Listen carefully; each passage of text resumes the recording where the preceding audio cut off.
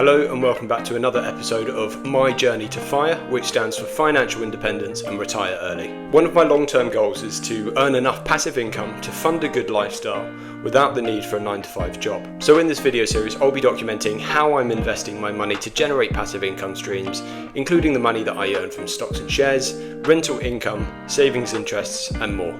If you want to join me on my journey to FIRE, just hit subscribe. First up, let's take a look at the dividends I received in April 2024 in my stocks and shares ISA portfolio. This month I received a dividend of £6.47 from the Vanguard FTSE All World ETF, which is one of the main global tracker funds that I own. On top of that, my S&P 500 ETF paid me a dividend of £29.63. I also received a dividend of £5.90 from Novo Nordisk, which is a healthcare company.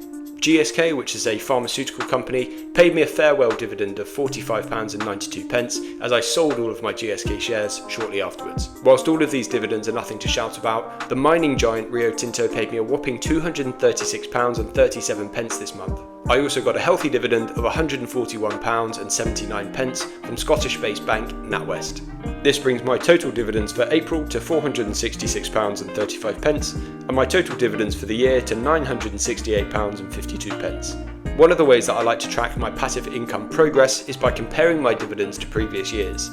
As you can see, my dividends have increased by an average of 35% per year when looking at dividends from January to April, and the increase from 2023 to 2024 is 65%, so I certainly can't complain. This month, there was quite a lot of activity in my stocks and shares ISA. Firstly, I invested £2,000 into my stocks and shares ISA. I've decided that I'm going to try and max out my stocks and shares portfolio every year. And based on the amount of income I receive each month, I've calculated that £2,000 a month for 10 months is going to be a sustainable way for me to do so. Obviously, the annual limit that you can invest into your ISA is £20,000, but if I keep receiving good dividends, it should give me an extra £3,000 or so this year to play with.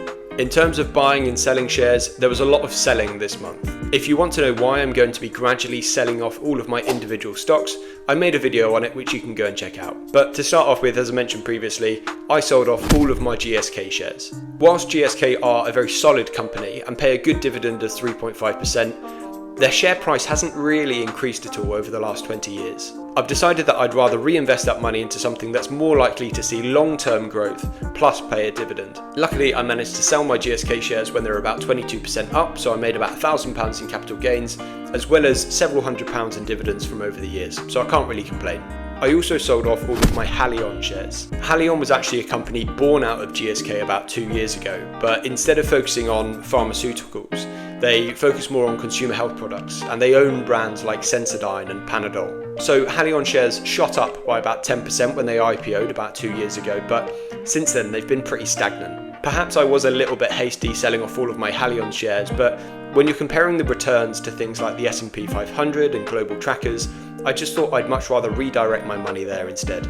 I also said goodbye to all of my Vistry shares, which are an England-based residential construction company. Since I bought Vistry shares about 5 years ago, the share price has been extremely volatile and has been really badly affected by things like the COVID pandemic and the UK housing crisis. In a similar sort of story to my GSK and Haleon shares, I wanted to redirect this money into something more stable like a tracker fund. Fortunately, before I sold, Vistry had a stroke of luck, and in about a 5-month period, share price increased by about 120%. At that point, I had no idea whether they'd keep rocketing up or they'd crash back down, so I decided to put a stop loss on. For those of you that don't know, a stop loss is basically an automatic sell of your shares when they reach a certain price. The Vistry shares did end up dropping in the end, and the stop loss cashed me out at about 30% above what I paid for them, which bagged me about £700 in profit. So with the £2,000 that I invested, plus all of the money that I had selling off my shares, this left me with about £14,000 to invest. I ended up investing £1,500 into a defence market tracker fund,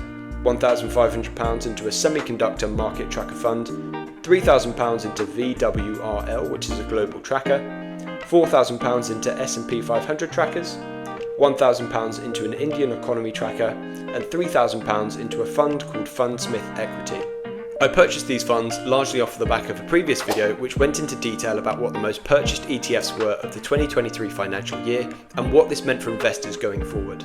So currently my stocks and shares portfolio is made up of the following companies and funds: This brings the current value of my stocks and shares portfolio for April to just over £94,000, which is up about £1,000 from last month after you've accounted for the £2,000 I invested. Not including the money that I've invested this calendar year, the value of my portfolio has increased by £6,809 or 8.77% since January. In terms of property, I received £1,077.60 from rental income this month, bringing my total rental income for this year to £4,310.40. This rental income is after expenses but before tax, so unlike my stocks and shares ISA, which is tax-free, I will have to pay tax on this passive income. The rest of my money I keep in savings accounts, and I currently have an instant access savings account with Zopa, which pays me 4.54% per year and is paid out monthly. I also have a 1-year fixed savings account with Atom Bank, which will pay me 6% when the money is released in July 2024. In April, I received £47.36 in interest from Zopa, which brings my total interest on instant access savings accounts this calendar year to £168.13. As well as this, I was paid £641.73 from a 1-year fixed ISA that expired in January, bringing my total interest from savings accounts this year to £809.86. Because all of this money is kept in standard savings accounts, it means that I will have to pay tax on any interest that I receive. That being said, if I decided to keep all of my savings in a cash ISA instead, I wouldn't have to pay any tax on this. But as there is an ISA allowance of £20,000 across all ISAs, I won't be doing this as I'd rather invest all of my allowance into my stocks and shares ISA. To summarise, so far this calendar year, I've received the following in passive income: £968.52 in dividends, £4,310.40 in rental income, and £809.86 in money from interest in savings accounts. This comes to a grand total of £6,088.78 since January. These are all of my current sources of passive income, but I'm hoping to add more streams in the future. If you've enjoyed this video and want to join me on my journey to FIRE, just leave a like and click subscribe. Thanks for watching, I'll see you in the next one.